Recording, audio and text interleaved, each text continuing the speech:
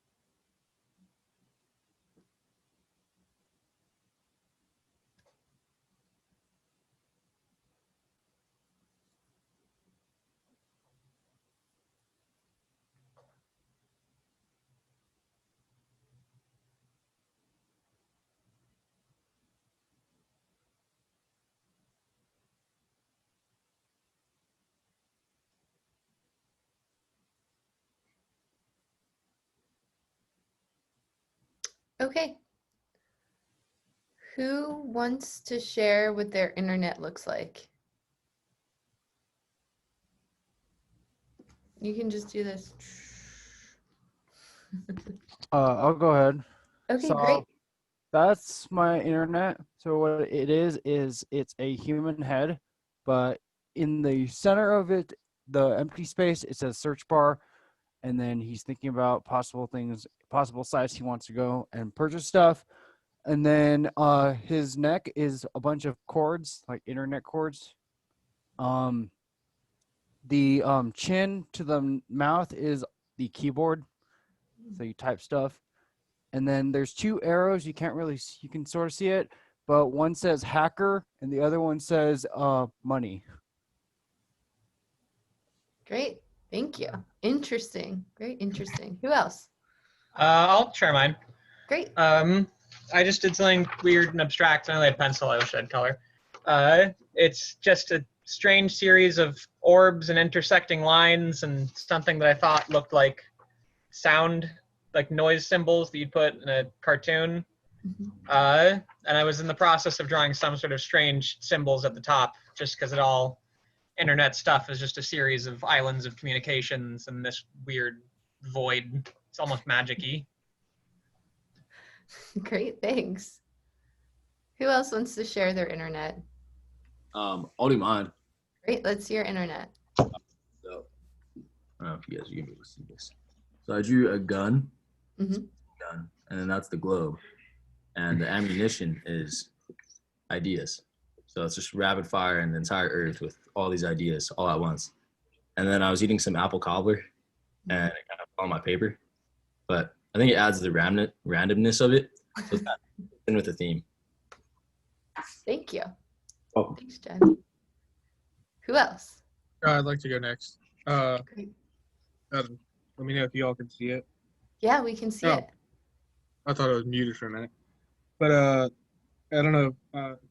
So what I did was, like, since the internet's just basically computers connecting to other servers throughout the world, I drew like a series of computers, and I kind of drew like I kind of thought about drawing the evolution of computers. So you have like desktops, laptops, tablets, and smartphones all connecting to this jumble of binary code that essentially is the internet, really. If you think about it, it's really just a bunch of ones and zeros we're all connecting to. Yeah. Excellent. Thanks.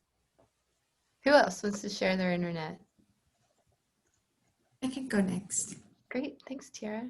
This is what my internet looked like. It's a picture of the globe, and on top is like a tree with the eyes and many stars. So for me, I think internet represent something that citizens of the earth contribute to the societies, which makes the tree grow bigger. It's also spark creativity and expand your worldview, and also makes you see things from different perspective and hear from other people. Great, very positive sense of the internet. Anyone else? I can show go mine off. next. Oh, go for it. Thank you. That one's mine right there. Just kind of like a representation of the kind of stress and just kind of the negative emotions that can come from the internet, I guess. You know, it's not always the most positive thing. Great.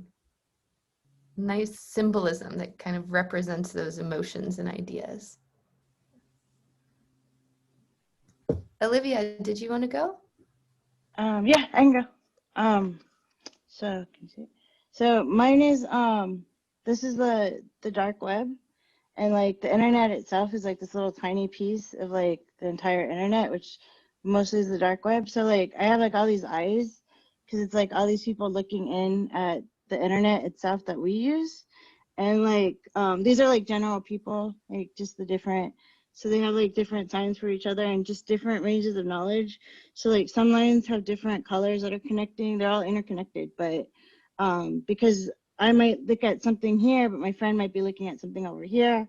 So I also put like little viruses. So that's what the squiggly lines are, and they're coming from like the dark web, because that's like misinformation sometimes. But the blue is like the universality of it all, because we're all part of the same world, but we're all doing different things in it. Nice, really interesting. Anyone else want to share their internet? Can I go next? Is Yeah. that cool? All right, so for mine, can you guys see it? Because I kind of drew with pencil. Yeah. All right, so since you can't really see the internet, I kind of drew like little squiggly lines to represent that. And there's like people at the bottom, and they're basically just like living their lives on their phones and just like ignoring one another just because they're like stuck on the internet. Yes. But yeah, that's about it. Yeah, so that's more about like human use of the internet and its impact on society. Yeah, and just like being stuck on it and stuff like that. Yeah. Nice. Anyone else want to share their internet?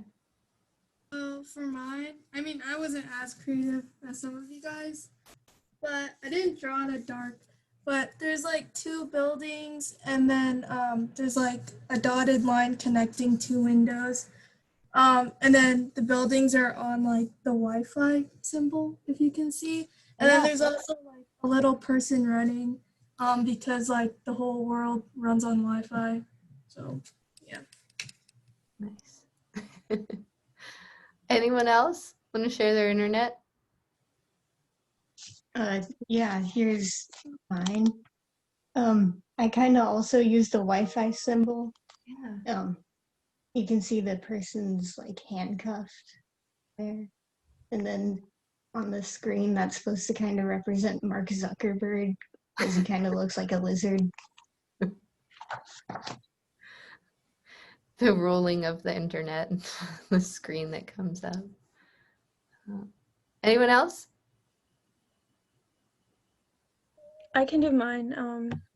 Great, let's see it. I drew mine like as an atom. I don't know if you guys can see it, but the E represents the internet and all like the different aspects of it. So like, it gives you like in the internet, people have like different opinions. So like the glass half full or half empty. It brings us awareness. It's international, so like everybody around the world, like a lot of people around the world have access to like the internet. And then it's educational sometimes. It gives us resources and it brings us like unity. So yeah. Great, thanks. Yeah, so I think it's really interesting because now obviously we're using the internet more than ever, where classes aren't even in person. We're kind of interconnected by the internet. So it's interesting to think about what that actually looks like. And obviously there's no right or wrong. It's just your own interpretation of how to make concrete images of abstract ideas. So now we are going to look at the artwork of Ralph Simmon.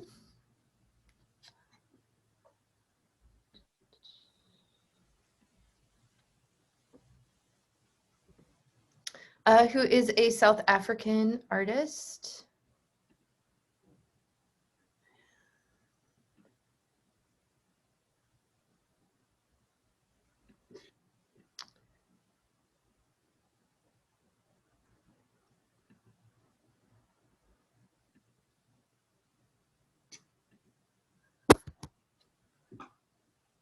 Okay, let me screen share.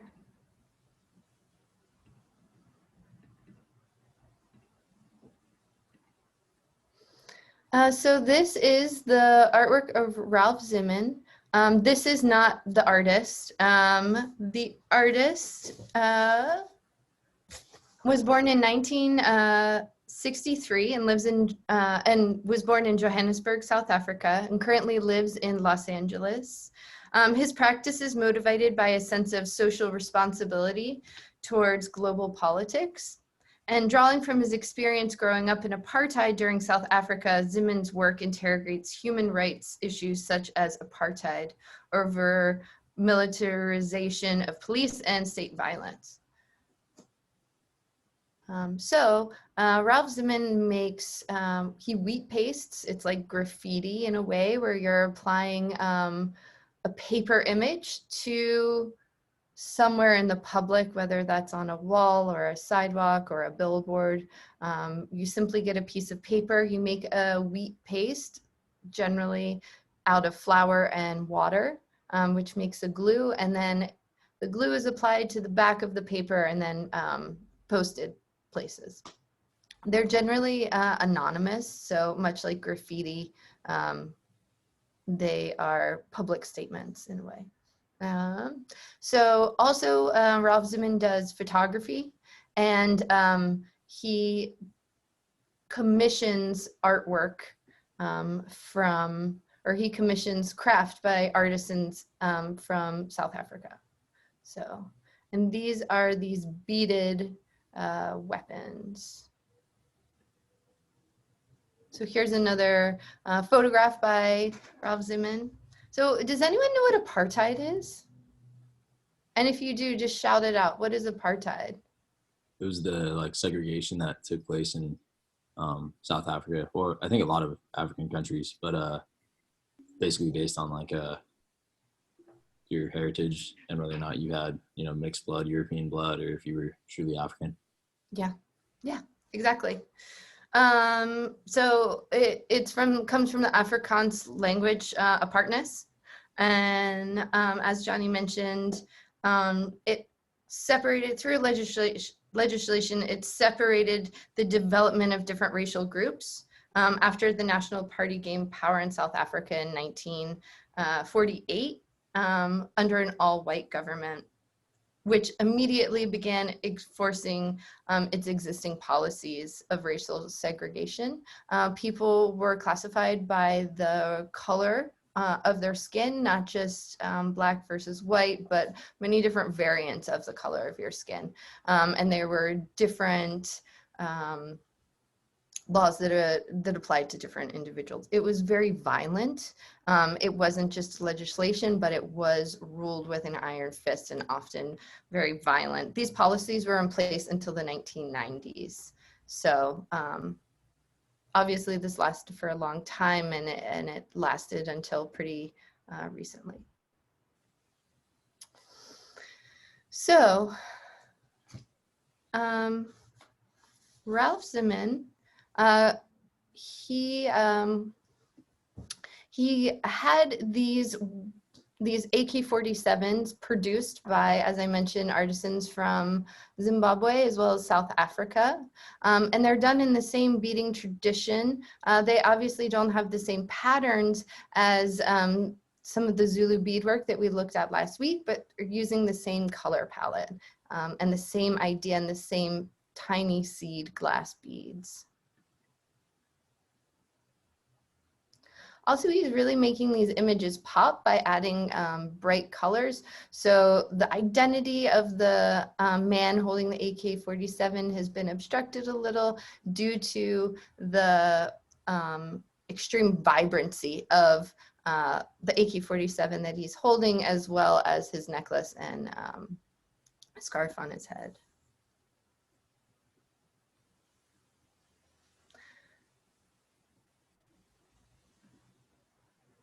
And then this is just one of the objects. So drawing from his experiences growing up, he looks at these weapons and what their place is in African society.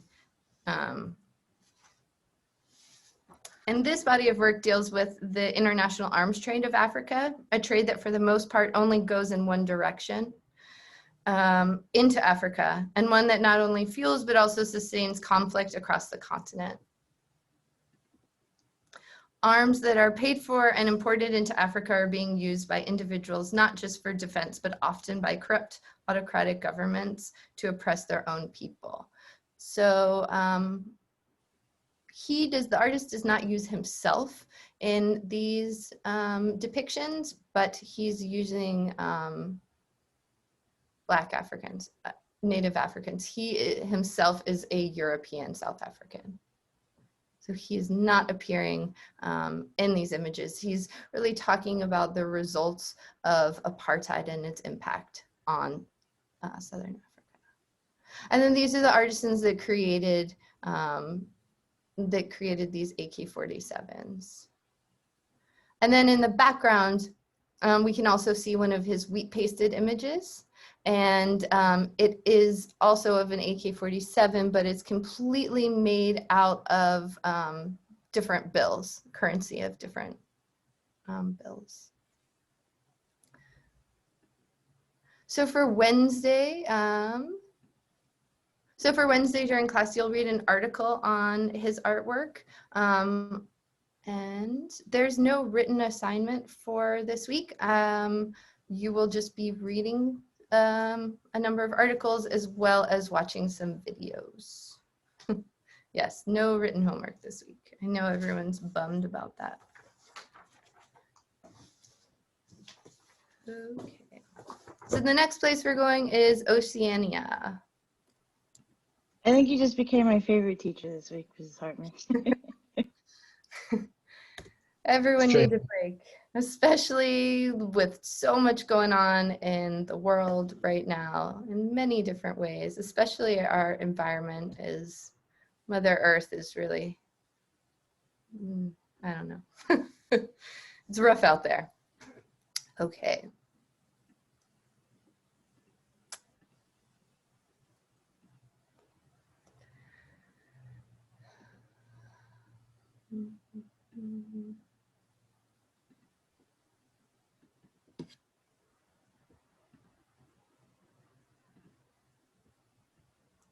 Okay, this is Oceania. It's a geographic region which has traditionally been divided into 4 parts.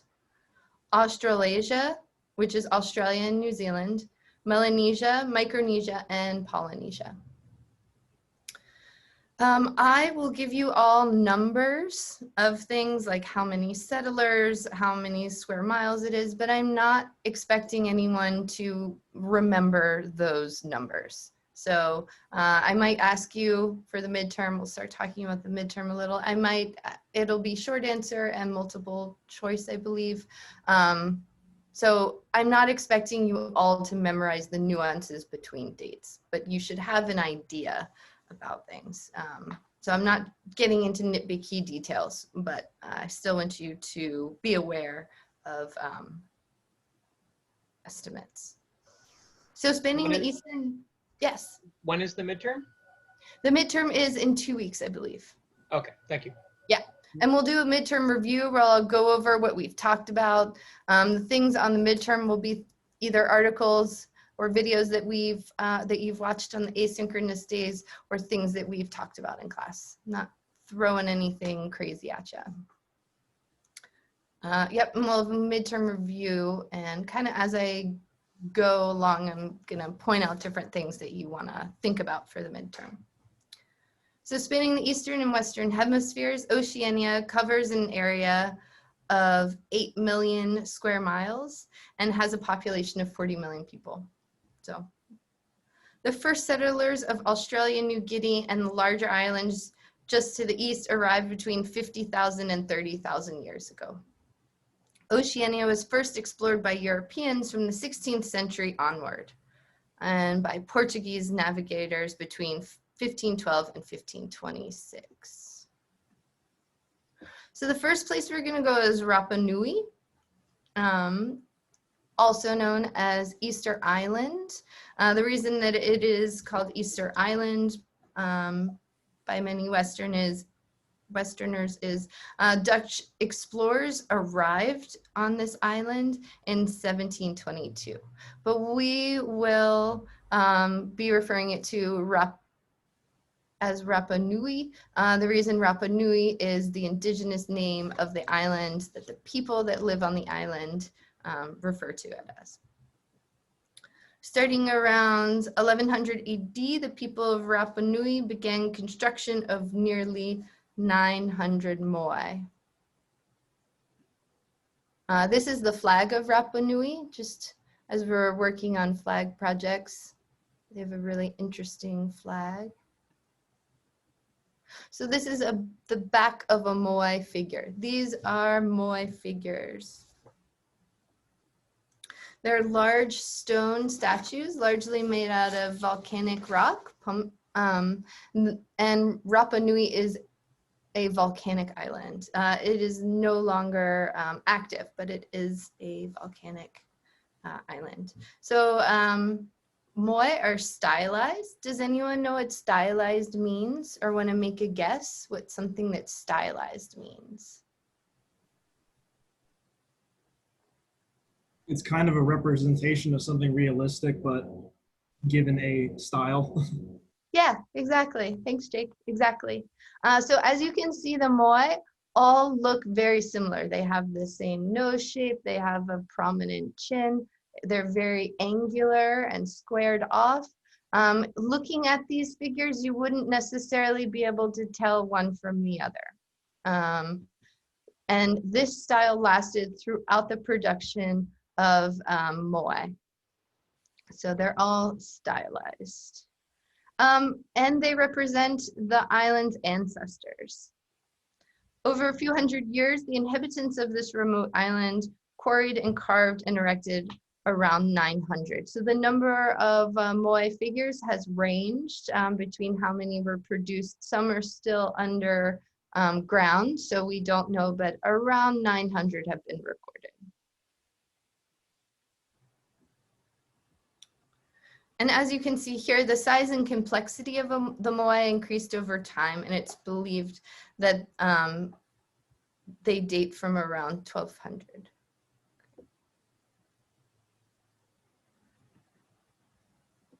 So here we can see the moai. They are partially submerged. And with the adoption of Christianity in the 1860s, many of the remaining moai were toppled over. The statues are all monolithic. What do I mean by monolithic?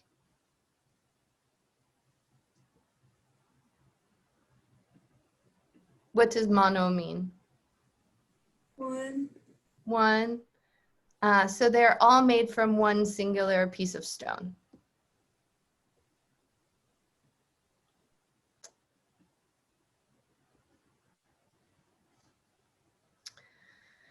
Also, the majority of these figures are facing inward, protecting the island. There are some figures that are facing outward. They are providing safety for those coming to the island, but the majority of these ancestral figures are facing inward, protecting those on the island.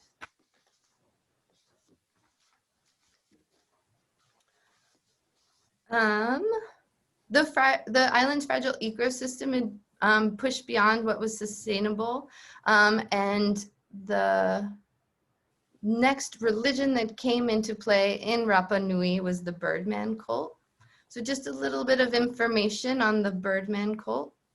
Let me show you. Oh, so these, I will tell you a little bit more about these as well, is these moai figures also had eyes.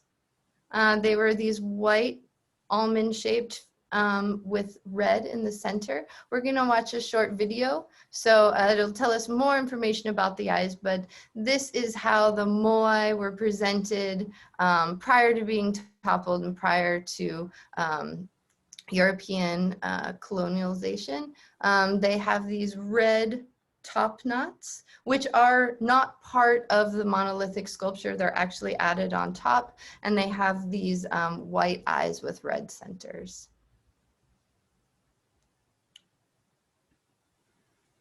And here we see figures. You can see how large some of these moai figures are. And here we can see it being excavated and how deep it goes into the ground. And that's why in one of the previous images we just saw from the neck up. And on this figure, we can see on the back, there's some carving. And this carving was done once the Birdman cult took hold in Rapa Nui. Let me see if. So a little bit about the Birdman cult. It's a very fascinating aspect of the culture. It's now an extinct religion where the bird played a central role. So every year a competition would take place in which 4 noblemen were selected by prophets to retrieve the first egg of the season from a nearby island. Rather than do it themselves, the noblemen would choose a servant to climb down the treacherous cliff face and swim through the shark-infested waters towards the island. Many died in the process, but upon returning with the egg, the winner allowed his master to achieve the illustrious title of Birdman. This newly entitled Birdman was considered sacred and given a special hut in which he should do nothing more than eat or sleep for the next 12 months. So this is what the Birdman cult, these patterns on the back of the figure, not sure if you can fully see them, but were then carved into the moai figures once the Birdman cult became part of the culture. Also, it's unclear as to how the moai were put into place because they are scattered throughout the island, as we saw on the first slide. But when asked those on Rapa Nui how these statues came into their place, they simply said they walked there. So there have been a number of theories. Some, I think this theory where they walked the figure, wobbled the figure using ropes is what has now been accepted as the way that these monolithic sculptures were transported. So they were rocked kind of into place.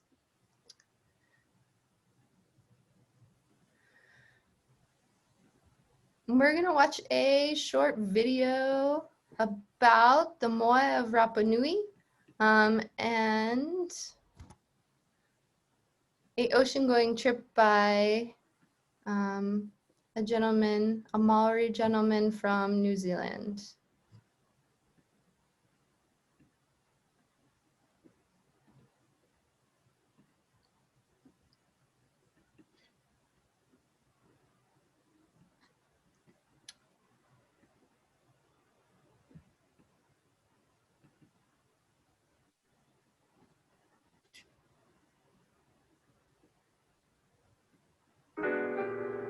On the island of Rapa Nui, perhaps better known as Easter Island, are these extraordinary stone monuments, these moai.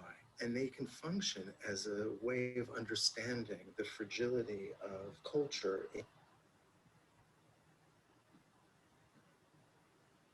in the 21st century. My experience of moai, seeing them from a waka, a double-hull traditional Māori sailing vessel, lined up on the shore, facing inland, some facing out to sea. And when we did eventually arrive on shore and were introduced through ceremony and ritual to the moai, it was an amazing experience. So you journeyed on a traditional boat to Rapa Nui and had that opportunity to see the island as it would have been seen for hundreds of years. We voyaged across the sea as part of revisiting our own relationship with traditional voyaging that our ancestors were engaged in, and as part of revisiting places that we knew had genealogical links with us, Rapa Nui being one, completing one leg of the Polynesian triangle. When I think about the ocean, when I think about the open sea, I see it as a barrier. But what you're saying is that the ocean is a place of connection. For us, the Pacific Ocean, we probably see as a continent with a whole lot of settlements and people. And the moai also function as important elements in this reclaiming of culture, of this reclaiming of heritage. There are standing moai, there are moai still lying down, there are moai partly still submerged and part of the rock structure of the earth and various stages of construction. When they are standing, they provide the opportunity for ancestors to talk and to engage with those ancestors through ritual, through ceremony. And that ancestral connection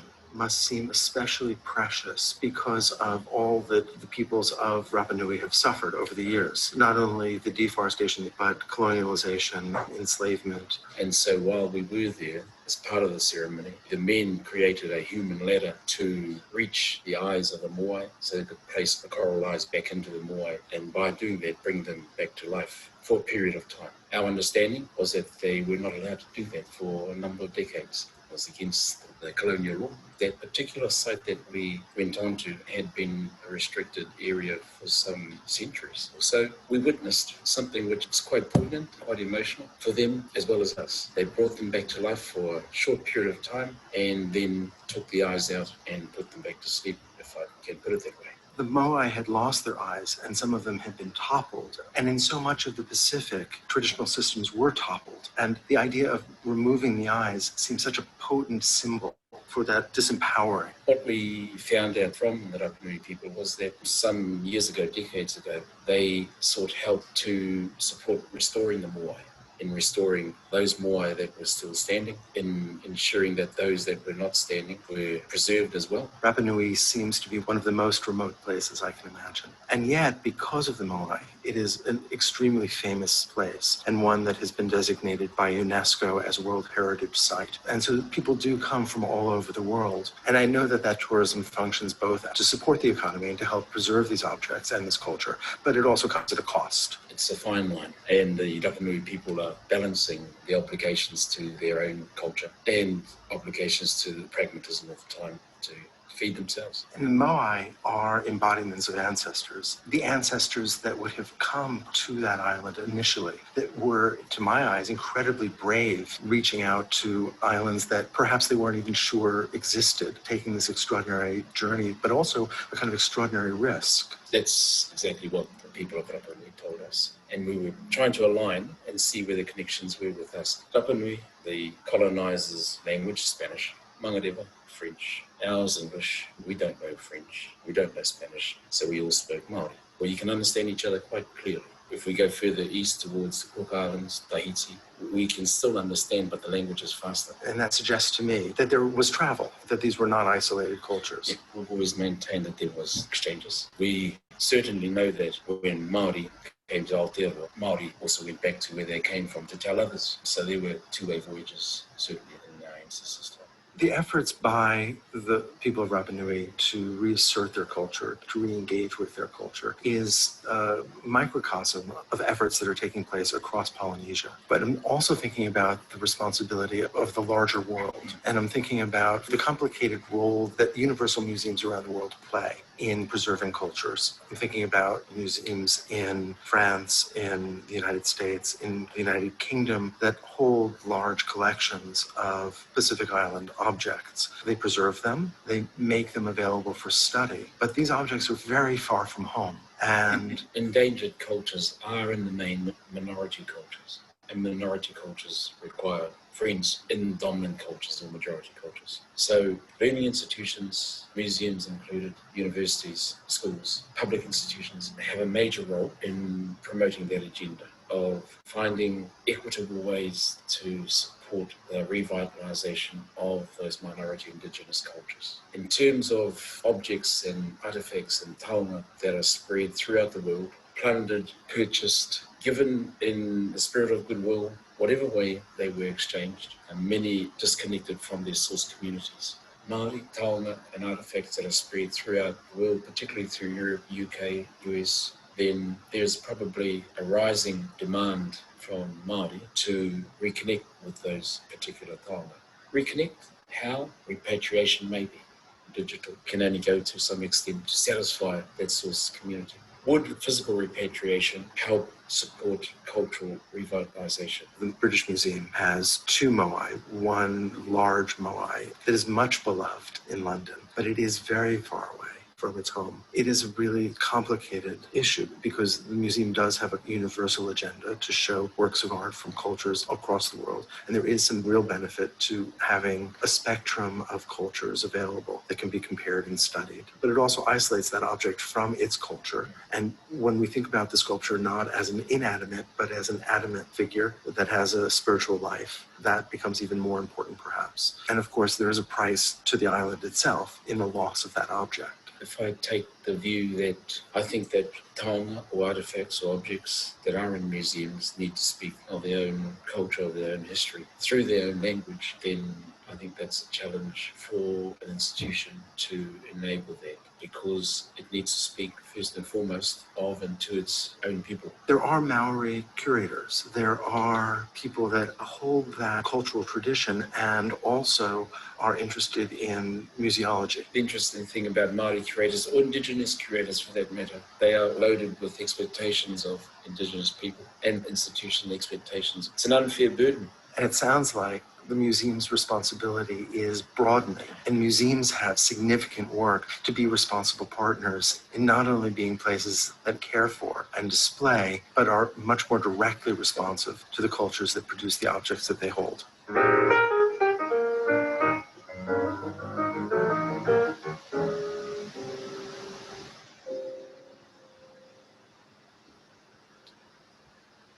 Okay, so this... Hello, this is Vic. Welcome to my channel and thank you for viewing my videos. Today I'm in one of the most remote areas of our planet. I'm at Easter Island here.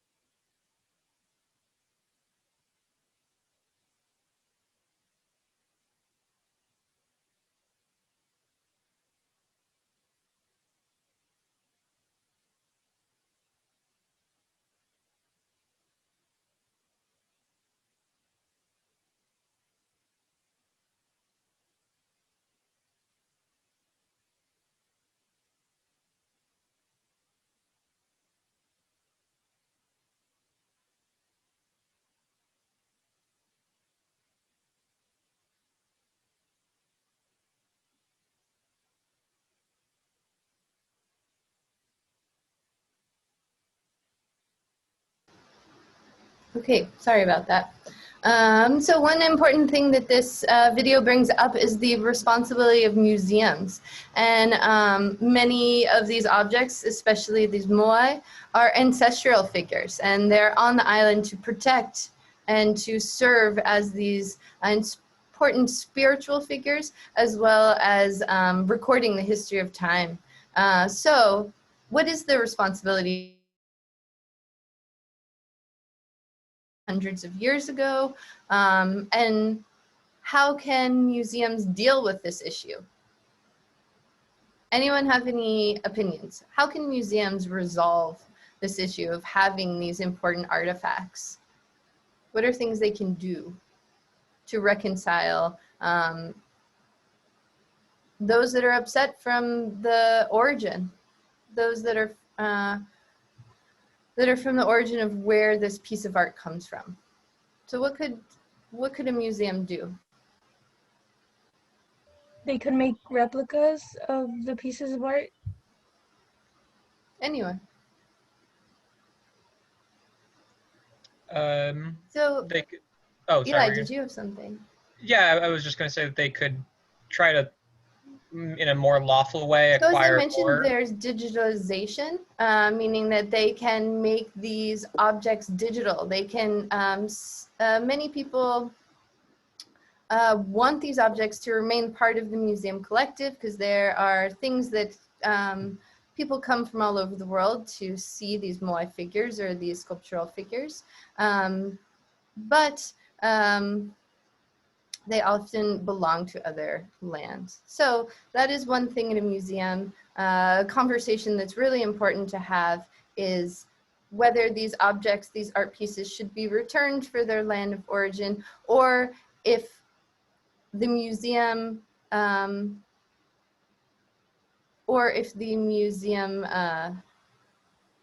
I muted?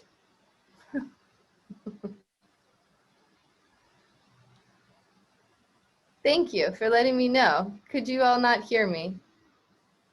We could hear you, but could you hear us? No, I couldn't. Yeah, they were answering questions. Oh, you were? Okay, please, let's go back. I didn't hear anyone. Okay. So what can a museum do? I had said that they could make replicas of the pieces of art. Yes, exactly. Making replicas. You can cast these objects. Or if it's a painting, you can have someone paint, a replica. What else can you do? Also, that's really funny. I was wondering why you were cutting us off. I wasn't sure what was happening. I was saying that they could acquire them from those countries now in a more lawful way and possibly return the originals. Great. Yes, thank you. No, I would prefer to hear you all speak than listen to myself. So anyone else? Yeah, so these are great options. See if they can purchase the objects, see if they can also make replicas or digitize their collection. And obviously now that's something that's very helpful in that we have these digitized collections from different museums. We are now going to go back to Oceania and look at some Marshall Islands navigational charts. And thank you for letting me know that I couldn't hear you. Always something weird happens, let me know, because I'm just going to talk away if no one else talks.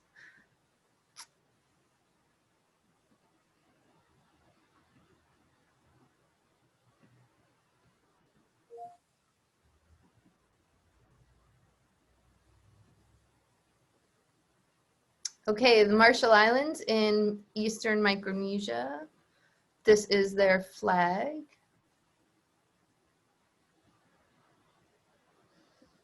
And here are the Marshall Islands. They consist of 34 coral atolls consisting of more than 1,000 islands spread out across an area of several hundred miles.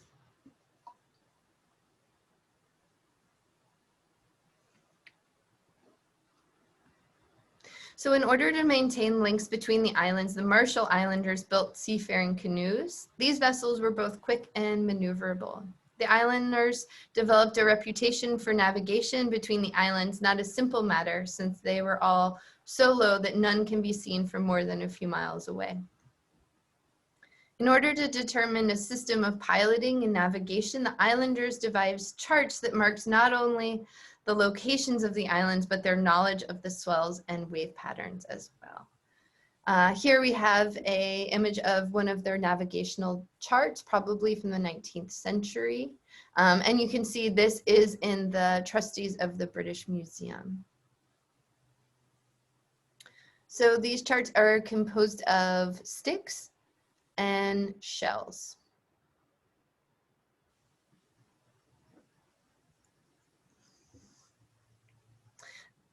The charts were composed of wooden sticks. The horizontal and vertical sticks act as supports, while diagonal and curved ones represent wave swells. And cowrie or other small shells represent the position of the islands.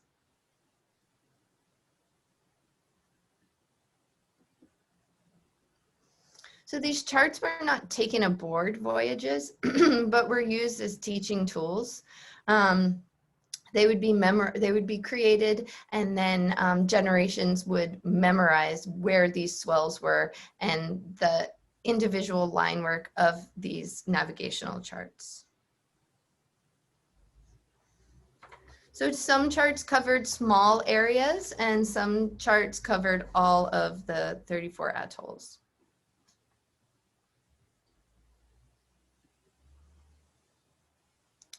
This is a chart on which the principles of piloting by ocean swells are illustrated. The cardinal point is on the side, which the two small sticks are not crossed. It's the sunrise or easterly quarter out of which the northeast trade winds blow, bringing dominant system swells. The other swell systems depicted are those that are generated by winds in other parts of the Pacific Ocean and reach the Marshall Islands in different times of the year after traveling across the thousands of miles of sea. So you can see how they're incredibly detailed. So those are Marshall Island navigational charts. You'll read an article on them on Wednesday. Scientific studies have proven that these charts are incredibly accurate.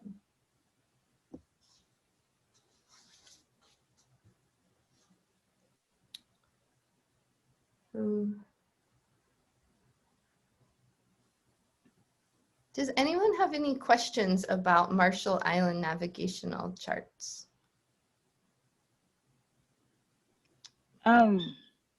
So isn't the Marshall Islands like part of our territories? For the US? That's a good question. I don't know. I'm not going to answer that question without knowing a good answer, without knowing I will get back to you on that. Yeah. Okay. Any other questions? Okay, good question. So next we're going to go to Samoa. And we are going to look at Samoan Tatau.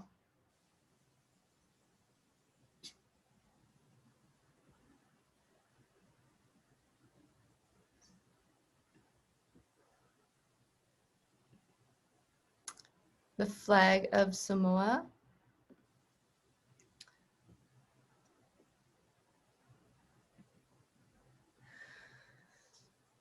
So the origin of Samoan Tatau is believed to have been introduced to the Samoan Islands by two Fiji women who came ashore with the tools and knowledge of tattooing. The tale proclaimed that the two sisters sang a song which chanted that women are only to be tattooed, but as they neared the beach shores, the song mistakenly became reversed, indicating that only the men will be tattooed. At first, no one was interested in their art and skills. It was difficult to convince anyone to give them a chance, but finally one of the Samoan chiefs decided to give these women the opportunity by offering himself to the whole ordeal of getting a tatau. Soon the art of tatau became a family tradition that spread throughout the culture. The word tatau originates from the tapping sounds of the tool made during tattooing. The tatau tool is made of boar bone or tusk sharpened into a comb, and you can see that here, with serrated teeth like needles. This is attached to a small piece of sea turtle shell. You can see that here, the comb is attached to.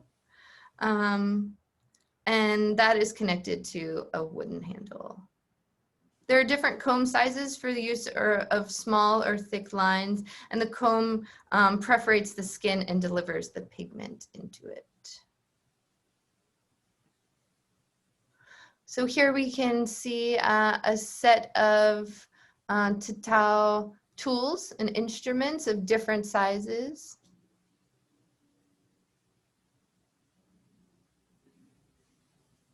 Here's a close-up of one of the combs. This is a newer tatau. You can see that it has been tied together with fishing line. So the ink or pigment used in tatau rituals is made from the candle nut or llama nut. These nets are placed on a hot fire to smolder, and the coconut shell, here I have here, is placed on top, collecting the soot that came from the nuts. Once there is enough, the soot is mixed with sugar water.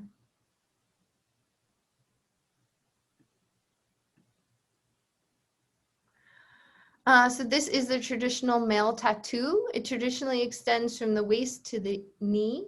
And these are photographs, self-portrait photographs of the artist Greg Semu, who is a Samoan artist, and did a series of tatau. This is also from his series. This is the front view. So this traditional tattoo design for men spans from the waist to the knee. The design is very intricate with a series of lines, curves, geometric shapes, and patterns. Each section denotes a special meaning to the person's character, his family, and culture.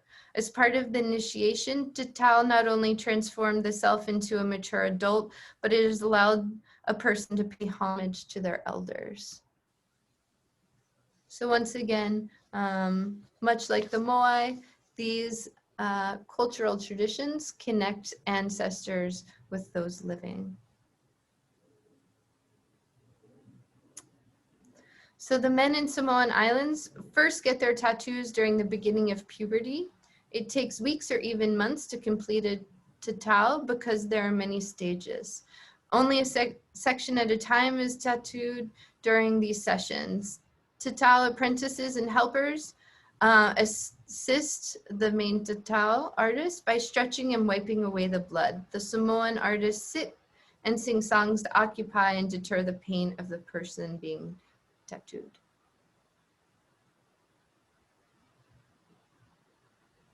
So the traditional female tatau is the malu, and it is on the upper thighs and the back of the legs of females.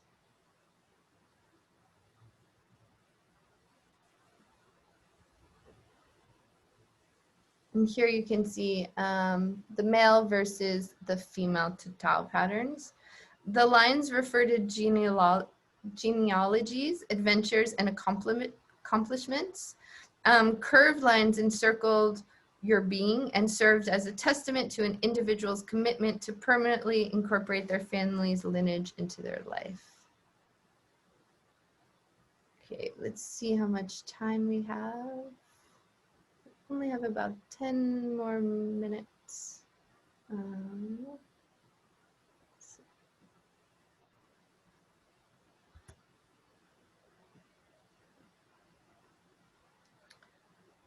We are going to watch another short video about Maori artist.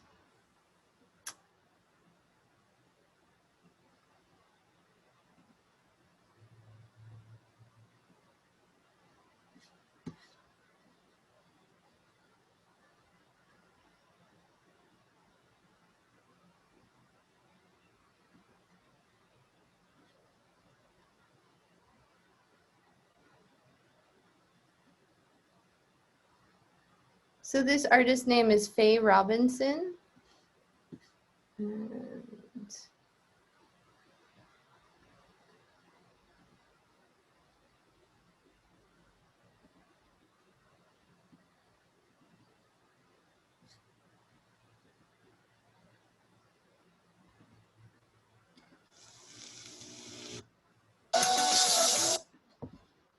I mean, there's a fine line between art and craft.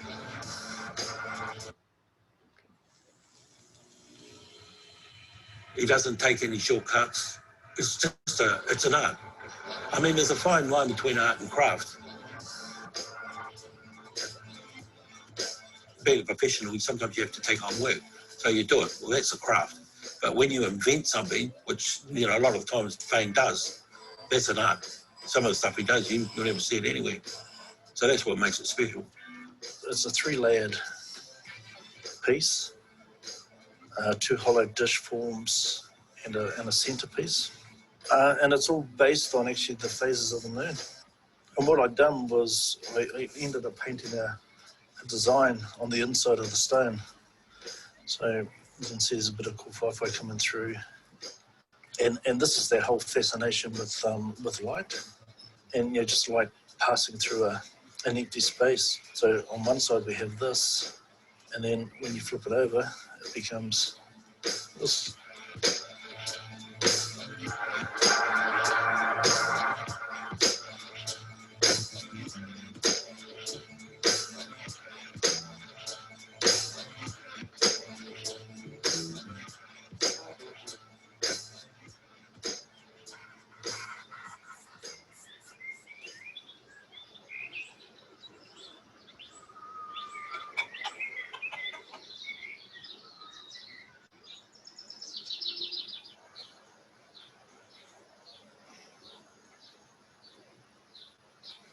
Right.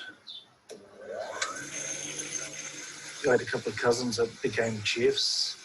Dad sort of thought a diesel mechanic could be a good option, but cars didn't interest me. Always had a fascination with Māori art. I thought it might be a good hobby to have, and then go and get a real job. I didn't know that I'd be still carving today, but it's a way of life. It's years of just really strict disciplines. A lot of people don't really appreciate the amount of time and effort that actually goes into getting to where we are.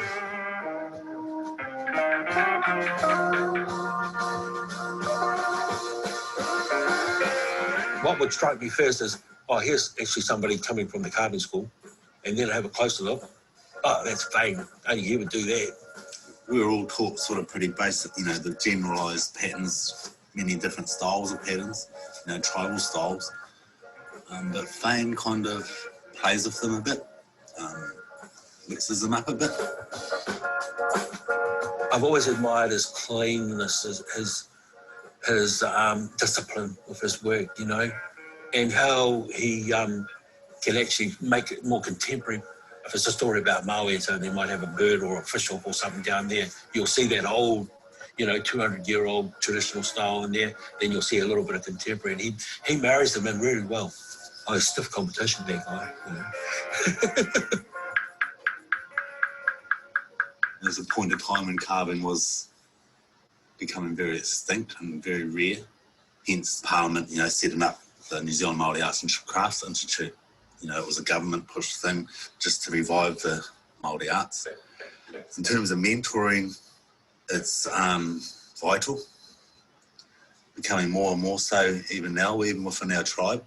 And we're talking more about traditional arts, because when we looked at our weavers and our carvers within our tribe, there's not many. You could die tomorrow. And you've done this for what reason? You're pretty greedy to take it to the grave. So there is a time to pass on, I suppose.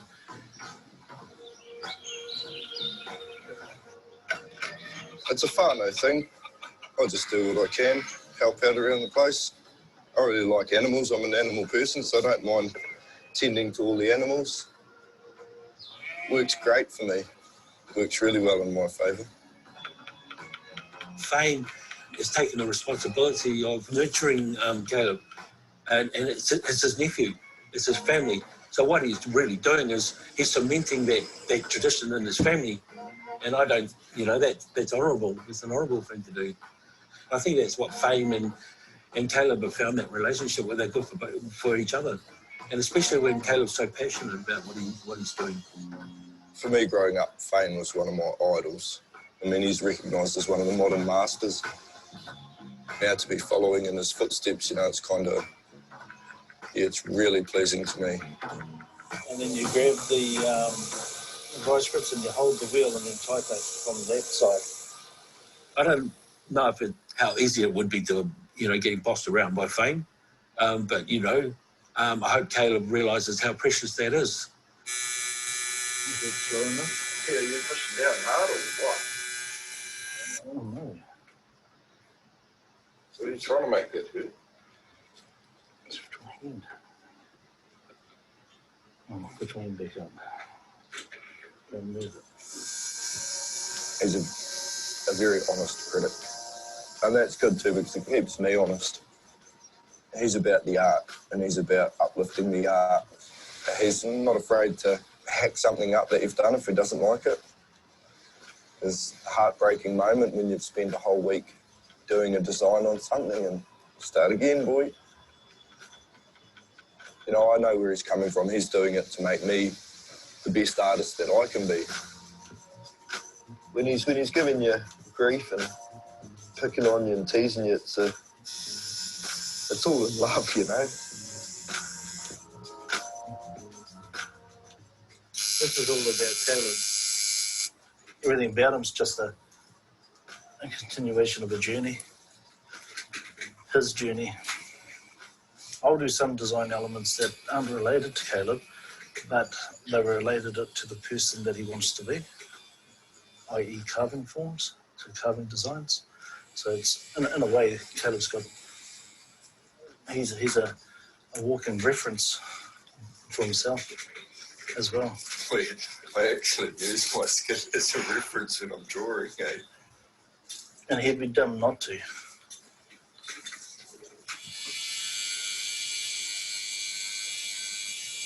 He's a proud South Islander, he's a proud West Coaster, so you can see that in his work. You know, he likes working with Pono Moamwood, somebody who put them together. I think I always had a bit of a desire to carve pounamu. You know, I used to walk up the river with my dad, with my mum, my aunties. That's just what we done. My thing's a lot different to other carvers.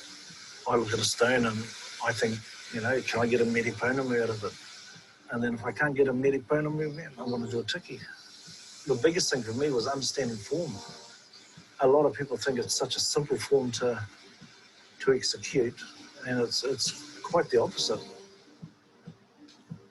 Yeah, on a bit of a mission, I want to do a series of tiki, make them all different. 150 was the target. I really love the purity of the stone, even when it's unflawed. But to me, something that's got a little bit of character, you know, i.e. a bit of crust coming through, I think it just adds something different to the form. But to me, I think it's the crust I like. Some people learn to carve a tiki and they think that's it. And that's the tiki they carve for the rest of their life. Yeah, they might become good at it, but what are they doing? They just, that's a craftsman. I suppose that's the difference between a craftsman and trying to be an artist. Although it's not quite finished, is I've inverted the fingers. And one of the reasons is when the light actually goes through, it has a different reveal. And the opinion of others is they'll pick up a carved piece, and the first thing you hear out of a lot of their mouths is, oh, what a glorious piece of stone. Yes, the stone is attractive, but I want them to pick it up because they actually like the piece.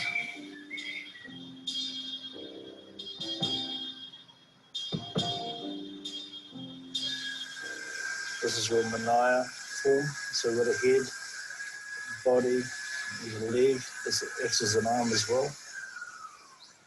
It took me 20 years for everything to click. Was that slow? I think it's quite fast. You know, our influences today aren't so much from the school, but from our environment, from our whakapapa, from the land. When I carve, it's not just me, it's my affiliations. It's the influences around me. The kaupapa that I've chosen. I'm doing Naito, or I'm doing Mamwe, or Ngāti Apa, you know, it's ours. Our whakapapa makes it ours. You can't get any more truer to form than that.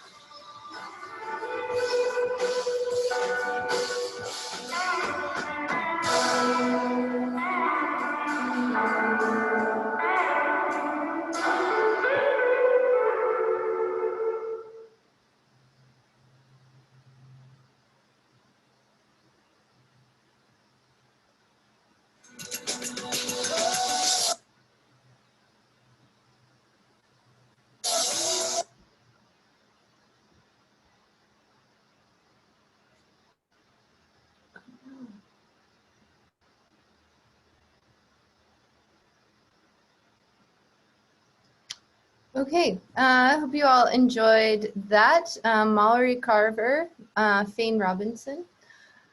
So there's no written assignment. There's a homework reading on Oceania and the Americas, but no writing assignment. I might ask some questions on Monday. There might be like a reading comprehension. So think about agriculture, the Austronesians, Olmec, and what were principal items that were significant for trade between many of the societies mentioned.